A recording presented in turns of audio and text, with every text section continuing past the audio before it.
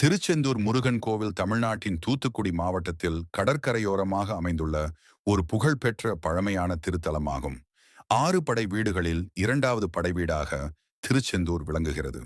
இந்த தலம் வரலாறு, புராணம், பக்தி மற்றும் தமிழ் பண்பாட்டுடன் நெருங்கிய தொடர்பு கொண்டது.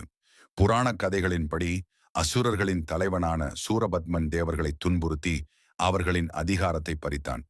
தேவர்கள் சிவபெருமானிடம் முறையிட்ட போது அவர்களின் துயரை போக்க சிவபெருமான் தனது சக்தியான பார்வதியின் மூலம் முருகனை உருவாக்கினான்.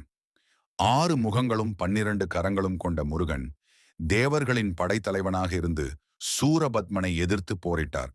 இந்த பெரும் யுத்தம் திருச்செந்தூர் கடற்கரையில் நடைபெற்றதாக நம்பப்படுகிறது. இறுதியில் முருகன் சூரபத்மனை வென்று அவனை மயில் மற்றும் சேவலாக மாற்றினார். அந்த வெற்றியை நினைவுகூரும் விதமாக முருகன் இத்தலத்தில் குடிகொண்டதாக புராணங்கள் கூறுகின்றன.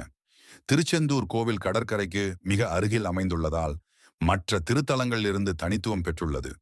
கோவில் கட்டிடக்கலை திராவிட பாணியில் அமைந்துள்ளது.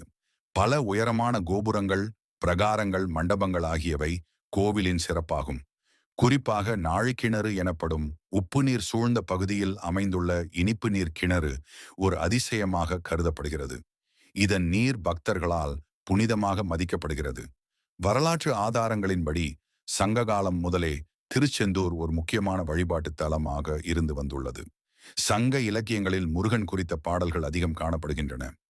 நக்கீரர், கபிலர் போன்ற புலவர்கள் முருகனை புகழ்ந்து பாடியுள்ளனர். அருணகிரிநாதர் தனது திருப்புகழ் பாடல்களில் திருச்செந்தூர் முருகனை விசேஷமாக போற்றியுள்ளார். அவரது பாடல்கள் இந்த கோவிலின் புகழை நாடெங்கும் பரப்பின. திருச்செந்தூர் முருகன் கோவில் ஆன்மீக ரீதியாக மட்டுமல்லாமல் சமூக மற்றும் பண்பாட்டு ரீதியாகவும் முக்கியத்துவம் பெற்றது. ஆண்டுதோறும் நடைபெறும் சூரசம்ஹாரம், கந்த சஷ்டி திருவிழா, வைகாசி விசாகம் போன்ற திருவிழாக்களில் லட்சக்கணக்கான பக்தர்கள் கலந்து கொள்கின்றனர். இவ்விழாக்கள் மக்களின் பக்தியை வளர்ப்பதோடு தமிழர் பண்பாட்டையும் உயிர்ப்புடன் வைத்திருக்கின்றன. மொத்தத்தில் திருச்செந்தூர் முருகன் கோவில் தமிழர்களின் ஆன்மீக மரபு, வரலாறு மற்றும் பக்தியின் அடையாளமாக திகழ்கிறது. தலைமுறைகளாக பக்தர்களின் நம்பிக்கையையும் இறை உணர்வையும் வளர்த்து வரும் இந்த திருத்தலம் இன்றும் தமிழ் சமூகத்தின் பெருமையாக விளங்குகிறது.